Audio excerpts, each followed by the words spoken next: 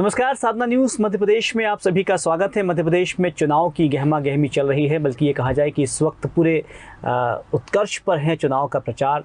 भाजपा, कांग्रेस और दूसरे दल भी कर रहे हैं, लेकिन इस बीच मध्य प्रदेश में भाजपा और कांग्रेस दोनों ही पार्टियों में यदि कुछ बात निकल कर आ रही है तो वो ये है कि जिन्हें टिकट नहीं मिला है और जो योग्य थे वो खुलकर सामने आ रहे हैं और अपनी दावेदारी पेश कर रहे हैं।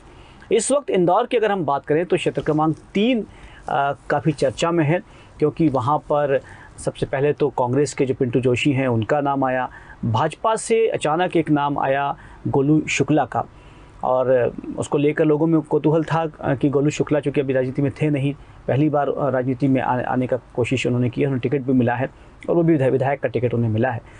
उसके बाद में एक और मोड़ आया क्षेत्र क्रमांक 3 में, जब अखिलेश शाह ने 26 अक्टूबर को अपना नामांकन भर दिया और ये घोषणा कर दी कि वो भाजपा छोड़कर अब जो हैं वो निर्दलीय के रूप में चुनाव लड़ रहे हैं। आखिर ऐसा क्यों होता है? पूरे मध्य प्रदेश में कुछ ऐसा हो रहा है जहां भाजपा या कांग्रेस के लोग अपनी पार्टी छोड़कर निर्दलीय के रूप में सामने आ रहे हैं। अखिलेश जी से बात करते हैं कि उनके मन में क्या है और वो इस लड़ाई को कहाँ तक ले जाना चाहते हैं। अखिलेश जी, बहुत स्वागत करते हैं। जी, आपने नामांकन भर दिया है जी, और निर्दलीय के रूप में भरा है, और भाजपा के बहुत ही कर्मठ कार्यकर्ता, बहुत ही विश्वसनीय कार्यकर्ता आप रहे हैं, और अचानक भाजपा को बाय बाय कहकर आपने आज नामांकन भर दिया। तो क्या है इसके पीछे मनोदशा? आपने अभी एक बहुत अच्छी बात बोली कि विश्वसनीयता और विश्वसनीय कार्यकर्ता जी, ये बनने के लिए लगभग एक लंबे समय तक जी पूरी निष्ठा के साथ भाजपा का कार्य किया, और ये टैग हमेशा रहे विश्वसनीय शब्द कि अखिलेश हमेशा विश्वसनीय था। इसी के लिए गद्दारी नहीं की, चाहते तो जिस तरीके से सभी जगह होता है कैंडिडेट अगर हाँ, तो इस तरह की कार्यशैली से काम नहीं करना था। जिस पार्टी ने मुझे सब कुछ दिया उस पार्टी के साथ गद्दारी नहीं कर सकता था, इसीलिए सबसे पहले त्यागपत्र दिया, मुक्त हुआ। मुक्त होने के बाद मैंने ये घोषणा की कि अब मैं निर्दलीय के रूप में चुनाव लड़ूंगा, क्योंकि जो लोग मुझे सचमुच चाहते हैं, प्यार करते हैं, या मुझे उम्मीदवार के रूप में देखना चाहते थे कि मैं अपने राजनीतिक करियर में आगे बढ़ूं, उन्हीं सबका आशीर्वाद लेकर, उन सबका विश्वास जीतने के बाद मैंने निर्दलीय की तरफ अपनी कदम बढ़ाया। जी, हालांकि ये सवाल आपसे कई लोगों ने पूछा होगा, कई बार पूछा होगा, लेकिन एक मैं फिर से पूछना चाहता हूँ कि क्या कारण था कि गोलू शुक्ला को टिकट दे दिया गया? यदि आप योग्य थे, यदि आप वहाँ जाने पहचाने, एक लंबे समय से भाजपा के लिए आप संगठन के लिए काम कर रहे हैं, बूथ लेवल पर आपकी पहचान है, और यदि आप योग्य थे तो भाजपा ने गोलू शुक्ला को टिकट क्यों दे दिया? क्या वो ज़्यादा योग्य समझा पार्टी ने उन्हें? वो चेहरा जिताऊ है, इस क्या कारण? देखिए, जहाँ तक योग्यता की बात आती है जी, जितने भी कार्यकर्ता भारतीय जनता पार्टी में काम करते हैं वो सभी अपने आप को योग्य मानते हैं, क्योंकि पार्टी में जब कोई व्यक्ति सामाजिक जीवन का कार्य करने आता है, हम संघ और भाजपा में जो कार्य करते हैं, संघ में अपनी जवाबदारियां होती है सिर्फ कार्य करने की, लेकिन ये भाजपा जो है वो राजनीतिक पार्टी है। यहाँ आदमी महत्वाकांक्षा से आता है। मैं जहाँ तक देखता हूँ कार्यकर्ता, या मैं भी हूँ, मैं अपने माता पिता को दिन में एक बार या 2 दिन में एक बार ढोक देता हूँ, लेकिन पार्टी के जो वरिष्ठ नेता आते हैं, अगर उनको दिन में 10 बार ढोक देना पड़ती है तो महत्वाकांक्षा क्या कारण देना होती है। तो जब हम राजनीतिक जीवन में आते हैं तो योग्यता होती है, तभी तो वहां तक पहुंचते हैं, पार्टी के भिन्न पदों पर रहते हैं या कार्यकर्ताओं में अपने दिलों में जगह बना पाते हैं। तो योग्यता हम खुद मानते हैं। अब हमारे वरिष्ठों के पास जाओ तो कितने लोगों को अगर वो जवाब दे भी देते हैं कि क्या है तुम्हारा, क्या हो तुम, बट अब रीति नीति क्या है पार्टी की, उस अनुसार एक कार्यकर्ता अपनी बात रखता है। रीति नीति ये है कि अगर आपका क्षेत्र में समन्वय है, आपका नाम है, आपका परिचय है, लोग आपको जानते हैं, लोग आपकी प्रशंसा करते हैं, आपकी कार्यशैली से खुश हैं, तो मैं मानता हूं कि वो कार्यकर्ता योग्य है। अब रही इस अभी जो भाजपा से उम्मीदवार हैं, गोलू भैया की या गोलू शुक्ला जी की, तो योग्यता में उनमें कमी नहीं होगी, इसमें कहीं कोई, मैं ये नहीं बोलता कि वो योग्य नहीं है, योग्य मुझसे भी ज़्यादा हो सकते हैं, लेकिन चूंकि क्षेत्र जहाँ मैं रहता हूँ ये मेरा स्थानीय क्षेत्र है। कहा जाता है पार्टी में सबसे पहले जहाँ आप हो उस बूथ को मजबूत करो और उस विधानसभा को मजबूत करो, पहले वहाँ के रहो, उसके बाद नगर में काम करो।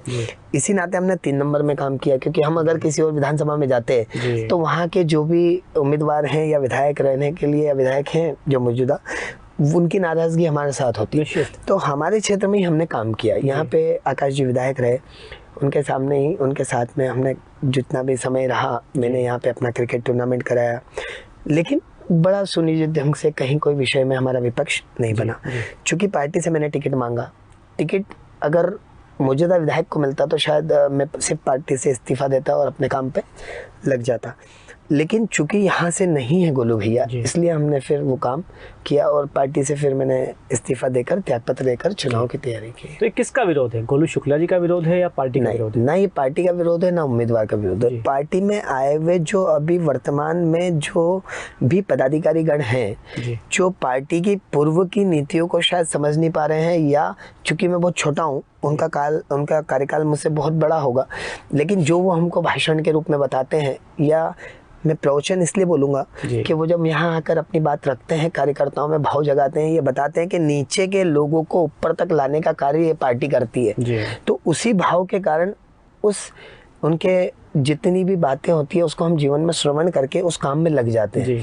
हमारा जितने भी वरिष्ठ हैं, बहुत सारे वरिष्ठों के तो जीवन ही खत्म हो गया पार्टी का काम करते करते हैं, और कुछ लोगों को तुरंत लाते हैं पैराशूट एंट्री में टिकट देकर और स्टार्टिंग कर देते हैं। तो जब आपकी रीति नीति ये है कि या तो व्यक्ति चले, हम भी हमारे वरिष्ठों को टिकट मिलती है तो हम बीच में नहीं बोलते, हमको लगता है कि नहीं आपने एक वरिष्ठ को टिकट दी और हमको उनके लिए काम करना चाहिए, लेकिन कहीं पे आपका आधार कुछ और होता है, कहीं पे आपका आधार कुछ और होता है। ये जो तरीका है, इस तरीके के हम खिलाफ हैं। यहाँ जाके हमारा मतभेद है, मतभेद होने के कारण ही हमने यहाँ पर इस टिकट और निर्दलीय उम्मीदवारी का तय किया। तो पिंटू जोशी लगातार अब ये कह रहे हैं कि चूंकि बाहरी कैंडिडेट है, हालांकि लंबे समय से क्षेत्र क्रमांक 3 में तो बाहरी कैंडिडेट को लॉन्च किया जाता है, लेकिन पिंटू जोशी का भी कहना है कि चूंकि गोलू शुक्ला जी का कोई अनुभव है नहीं, तो अब उनकी जीत पक्की मानी जा रही है। आपको लगता है कांग्रेस मजबूत हो गई है? देखिए, त्रिकोणीय श्रृंखला में हर व्यक्ति को अपनी जीत सुनिश्चित दिखती है। चूँकि कांग्रेस की अपनी कार्यशैली है, उनके वोटर होते हैं, मैं मानता हूँ कि एक वोट बैंक, चाहे वो 50 साल से वो रहे हो, 50 साल जहाँ से भी उनका रहा है, एक निश्चित मतदाता उनके साथ आज भी होंगे। लेकिन भाजपा की अपनी एक रीति नीति है, उनके भी एक अपने आज की तारीख में अपना वोट बैंक है। अब मेरे लिए ये बड़ा संकट का विषय है, क्योंकि इन दोनों के अलावा तो कोई नोटा की पार्टी का तो कोई कार्यकर्ता मिलता नहीं है और कोई दूसरी पार्टी नहीं है, तो मुझे तो यहीं से अपना मत निकालना है, मतदान जो लेना है, जिनके दिलों में अपना घर बनाना है, वो यहीं से ही तो होंगे। तो अब देखते ही हैं कि किस त्रिकोणीय श्रृंखला में कहाँ तक मुझे विजय प्राप्त होती है और उनको कितना प्रॉफिट मिलता है। अखिलेश जी, बहुत कुछ सोच समझ कर निश्चित रूप से आप राजनीति में आए और उसके बाद लगातार काम किया और आज टिकट का नामांकन भी आपने कर दिया, तो बहुत कुछ सोच समझ के आपने भाजपा से बगावत की है, लोगों की जबान में तो यही कहा जाएगा। तो आप बहुत कुछ सोच समझ कर आपने टिकट आप नामांकन भरा है। आपको लगता है कि आप जीत रहे हैं इस क्षेत्र में, और जीत रहे हैं तो उसका आधार क्या है? देखिए, जीतने का तो अभी तक हम इसलिए आपको एकदम ये नहीं बोलता, देखिए नेता होने के नाते मैं बोलता हूँ भी हमें जीत रहा हूँ। जीतने के लिए हमारा एक बेस होना चाहिए। हमने जब नीचे आकलन किया, शुरुआत दौर में बड़ा कठिन था, क्योंकि अखिलेश यानी भाजपा, अखिलेश शाह, मेरे जो जितने भी सोशल मीडिया के नेटवर्क हैं उसमें भी कहीं भी आप अगर देखेंगे तो सीधे सीधे लिखा हुआ है अखिलेश शाह बीजेपी, मतलब जितनी भी पहचान है वो भाजपा से है। अब बड़ा विकट समय है, वो सारे कार्यकर्ताओं को चूँकि प्रेम तो है, उनका आशीर्वाद भी है, दिल भी जो है वो कहीं ना कहीं इस भाव से भरा हुआ होता है। तो अभी मैं ये तो नहीं बोलता कि हम निश्चित तौर पे चुनाव जीत रहे हैं, लेकिन आने वाले 3-4 दिनों में, 5 दिनों में जब आप परिवर्तन एक यहाँ के मतदाता में देखेंगे, कार्यकर्ताओं में देखेंगे, तब आपको लगने लगेगा कि नहीं सचमुच वो कैंडिडेट है जो यहाँ पे स्ट्रांगली रिकमेंड हो रहा है। देखिए, आज की पोजीशन में जब तक मतदाता ना पहचाने मुझे, मेरी कार्यशैली को, कार्यप्रणाली को, तब तक वो कैसे तय करेंगे कि उनका विधायक कैसा होना चाहिए। सिंबल के रूप में तो तय है उनका कि क्या उनका रिजल्ट होगा, बट विकास के मुद्दे हैं, महिला सशक्तिकरण का है, भय मुक्ति व्यापार है, चूँकि व्यापारियों का बड़ा यहाँ पे एक संगठन है, हाथ थैला है, ये जो सब्जी वाले हैं नीचे थैला, ये सब जो प्रायोजन है, पार्किंग को लेके बड़ी समस्या है। राजवाड़ा आज भी हमारा जिस तरीके से है वो बड़ा संकट है। दूसरा, अखाड़ों के जितनी भी स्थितियाँ हैं, परिस्थितियाँ हैं, उसके जीर्णोद्धार के लिए। और सबसे बड़ा मुद्दा जो मैं लेके चल रहा हूँ, हमारे यहाँ पे गौ माता का जो स्मार्ट सिटी के कारण यहाँ से थोड़ा दूरी हुआ, हमारे घरों के संस्कार थे कि प्रथम चपाती जो थी वो गौ माता के लिए होती थी। तो हम हमारी विधानसभा में तो कम से कम हर वार्ड में, हर बूथ पे जितनी मातृशक्तियाँ, हर घर से एक चपाती उनकी निकल कर गौ माता तक पहुँचे, गौशालाओं तक पहुँचे और वो उनको आराम से गोवंश में उपयोग हो सके, इस तरीके हम कार्य करने वाले हैं। जी जी जी। अखिलेश जी, आप तो चूँकि बहुत 10 से 12 साल से आप क्षेत्र क्रमांक 3 में काम कर रहे हैं और उषा जी के लिए आपने रणनीतिकार का भी काम किया, प्लानर के रूप में काम किया। आपको क्षेत्र की पूरी केमिस्ट्री, पूरी रणनीति पता है, कितने वोट हैं और अब ये जो इस वक्त कितने वोट हैं क्षेत्र क्रमांक 3 में और क्या गणित है? मतलब कांग्रेस को, जैसे अगर मुस्लिम के हम वोटों की बात करें तो वो कांग्रेस के पक्ष में जाता है अधिकतर जी, तो अगर वो बढ़ जाते हैं तो गोलू जी को कितने मिलने वाले हैं, फिर आपके पक्ष में कितने आने वाले हैं, ऐसा कुछ आपने प्लानिंग किया है? देखिए, उषा दीदी का मैं कभी रणनीतिकार नहीं रहा है। उषा दीदी अपने आप में एक बहुत बड़ी पॉलिटिशियन है। रणनीतिकार से मतलब ये कि आप मतलब उनके साथ एक छोटे भाई के रूप में, उनके भी एक छोटे भाई के रूप में दीदी है हमारी जी, और जितने ही पार्टी के वरिष्ठ नेता हैं उनके छोटे भाई के रूप में हमने जरूर काम किया। और क्षेत्र क्रमांक 3 में अभी 1,88,000 और कुछ मत हैं जी। 40-45 हज़ार मत जो है वो लगभग हमारे जो मुस्लिम वर्ग हैं उनके हैं। वो मान लीजिए छोड़ दीजिए आप। अब जातिगत समीकरणों से देखिए, फिर पुनः बताता हूँ मैं आपको, पार्टी सिंबल से मैं परसेंटेज निकाल सकता हूँ। आपको विगत 20 सालों के जो चुनाव रहे हैं 3-4, उनके समीकरण आपको दे सकता हूँ। लेकिन जब हम पर्सनल छवि को लेकर निर्दलीय चुनाव जो लड़ा जाता है, वो पर्सनल छवि, इमेज और आपकी कार्यप्रणाली, कार्यशैली के अनुरूप किया जाता है। मुझे लगता है ना भाजपा ना कांग्रेस, अगर मैं अपनी कार्यशैली से कार्य करूंगा और वहाँ के रहवासी या मतदाता मुझे पसंद करेंगे, तभी जाके मैं अपनी स्थिति का आकलन निकाल पाऊंगा। तो मैं अभी ये बताने की स्थिति में नहीं हूँ कि इतने वोट तो भाजपा को, लेकिन पूर्व जो आकाश जी थे तब हम इस चुनाव को 4,900 कुछ मतों से हमने जीता था। और इसके पूर्व की जो स्थिति थी वो थोड़ी सी, और उषा दीदी के समय शायद 12-13 हज़ार मतों से, मुझे एग्जैक्ट तो ध्यान नहीं है। लेकिन उसके बाद जब अभी नगर निगम चुनाव हुए, हमारे महापौर रहे आदरणीय भाई पुष्पमित्र भार्गव जी, वो भी यहाँ से लगभग 1200 मतों से विजयी हुए थे। तो यहाँ जो थोड़ा शिक्षित वर्ग है, यहाँ सभी तरह का एरिया एक निश्चित, जैसे 55 अगर देखें तो मोस्ट प्रोबेबली एक अच्छे रहवासियों का, आप शिक्षित वर्ग का क्षेत्र है। 63-64 मिला के भी उसमें दोनों बस्ती क्षेत्र भी है, काकड़ौरी है, और इधर अग्रवाल समाज का एक बड़ा, वैश्य समाज का भी एक अपना शंकर बाग देखें तो हमारा थोड़ा सा स्ट्रांगली जो है ब्राह्मण समाज, वीरांग समाज और ये सब पूरा है वहाँ पे। सिलावट एक आप अनुसूचित जाति जनजाति का एक बड़ा वोट बैंक है, ब्राह्मण समाज का है, जैन समाज का है। इसी तरह पिछड़ा मोर्चे का है, यादव समाज है, अजवार समाज है, और धनगरमाली समाज है, फुलमाली समाज है। इस तरह के अन्य बहुत सारे मराठी समाज है। तो यहाँ सामाजिक समीकरण ऐसा है, लेकिन ये शिक्षित वर्ग होने के कारण और स्वाभिमानी होने के कारण, मैंने जितना ये 3-4 चुनाव में देखा है भाई, वो स्वाभिमान कुट के भरा है वहाँ के कार्यकर्ताओं में। वहाँ अगर उन्होंने दिल पे बना लिया कि अखिलेश को अपने को जिताना है, तो निश्चित तौर पर मेरी जीत और विजय निश्चित है। आज की तारीख में मुझे ये नहीं पता है कि मुझे 500 वोट मिलेंगे, 100 मिलेंगे, 400 मिलेंगे, जमानत बचेगी या नहीं बचेगी, क्योंकि हमेशा काम जो किया वो पार्टी के सिंबल पे किया, पार्टी का कार्यकर्ता रहने के नाते किया। पहली बार पार्टी का सिंबल छोड़ के अपने छवि से चुनाव लड़ने आया हूँ। बहुत कम समय मिला है और इस कम समय में सब करना, बट ऐसा लगता है कि वहाँ के रहवासियों का आशीर्वाद और प्यार मतदाताओं का मुझे मिलेगा। अखिलेश जी, जब राजनीतिक नेता से बात की जाती है तो वो बहुत स्पष्ट तौर पर कहता है कि वो चाहे उसको पता हो कुछ भी है, लेकिन वो बोलता है कि मैं जीत रहा हूँ। कोई भी नेता ऐसा नहीं कहता कि मैं हार रहा हूँ या मुझे जीत कम वोट मिलेंगे, लेकिन आप बहुत स्पष्ट तौर पर ये बात कहते हैं, आप स्पष्टवादी हैं, ये अच्छी बात है। लेकिन आपको लगता है कि राजनीति में स्पष्टवादिता होना भी अपने आप में एक हाशिए पर होना होता है? पुराने जो लोग होते थे वैसे हमारे यहाँ ये पार्टी आज अगर एक बार चुने गए नेता सिंगल नेता थे, वहां से लेके इतनी बड़ी बनी है, तो स्पष्टवादिता। पहले के जो लोग हुआ करते थे वो पूछते थे कार्यकर्ता, जैसे अगर मैं नाराज हूँ मुझे बुलाएंगे, अखिलेश इधर आओ, 2 डांट भी लगती थी, क्या विषय है चलो सुनाओ। अभी स्थिति में तो हम हमारी पीड़ा रखने के लिए भी कहीं कोई स्थान नहीं है, क्योंकि जितने भी पदाधिकारी अभी हैं वो आयु का भी, जैसे अगर मेरी उम्र 44 ईयर्स के आसपास है, अभी अगर मुझसे कोई छोटा मुझे अपनी बात रखेंगे तो मैं शायद उनकी बातों को उतना स्ट्रांगली नहीं सुनूंगा। बट अगर वरिष्ठ होते हैं 60-65 के, जैसे हमारे यहाँ 3 नंबर में ईश्वरदा भाई थी, बहुत सारे हैं, तो वो अगर डांटते हैं, कोई चीज़ बोलते हैं तो हमको सुनना पड़ती है।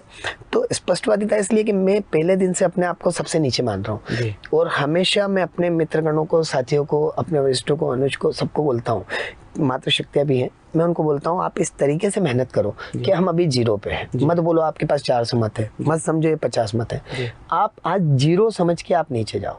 बहुत कम समय है, लेकिन अगर हम हमारी बात रखेंगे, आप 10 लोगों के मध्य रखेंगे, वो 10 लोग 100 लोगों को बोलेंगे यार वो ये बोल के गए। लेकिन इतना समय कहाँ रहा है अभी तो? समय तो ठीक है, लेकिन पूर्व से 10 सालों से हम जो काम कर रहे हैं वो छवि उसके साथ साथ चलेगी। तो इसलिए मानते हैं कि हम आज जितने मतों पे हैं, 500 मतों पे हैं, उसको 500 से 5000 बनाना, 5000 से 30,000 बनाने में प्रयास हम 10 दिन 15 दिन में कर लेंगे। जी जी जी।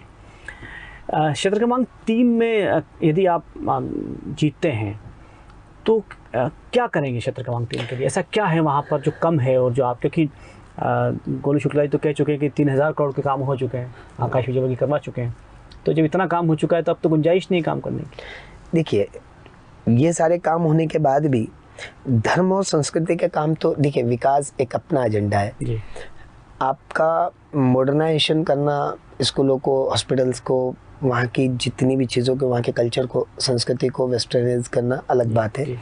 लेकिन हमारी रीति और नीति को साथ में लेके, जैसे मैंने गोवंश का बोला, अभी हम आपको बता रहे हैं, ऐसा हमने एक सूत्र और बनाया है कि जहाँ जहाँ तक बूथ स्तर तक हमारे परिवार हैं, वहाँ जो भी मंदिर है वहाँ कम से कम 7 दिन में एक बार वो लोग एकत्रित हो, वहाँ एक परिवार का माहौल बन के वहाँ पे एक आरती हो या हनुमान चालीसा हो, इस तरह के कार्य हो। व्यापारियों में भय मुक्त इसलिए कि वहाँ किसी तरह की कोई वसूली या इस तरह के कोई कार्य ना हो, भय मुक्त व्यापार करें, व्यापारी को कोई समस्या ना हो, हाथ ठेले हो या वहाँ पर नीचे बैठ कर रोजगार करने वाले लोग हों, सब्जी बेचने वाले लोग हो, उनका व्यापार नियमित चले, उनके रोजगार की चिंता हम कर सकें।